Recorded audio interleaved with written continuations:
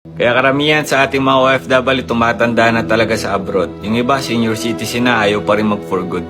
Bakit? Marami sa ating mga kamag-anak, kapamilya, minsan, anak mo, hindi ho nakaka-appreciate ng ating mga sakripisyo. Appreciate in a way na mag-iipon ako. Nay, mag-ipon ka dyan para pag uwi mo, meron kang pera, pagtanda mo. Like, lahat kasi nakaasa na. Teka lang, huwag mo sasabihin lahat. Oo, alam ko, hindi lahat. Pero kadalasan, kapag ang isang OFW ay nasa abroad na, mainit tayo sa kanila. Pero pag wala na tayo, na itutulong sa kanila, ganito na lumalabas. Tumanda ka na sa abroad, wala ka man lang naiipon. E paano makakaipon kung lahat kayo nakasandal sa kanya?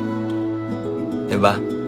Di wala na siyang pambili na mga gusto niya dahil instead na ikainin na niya, susubo pa niya sa inyo. Pahalagahan niyo yung mga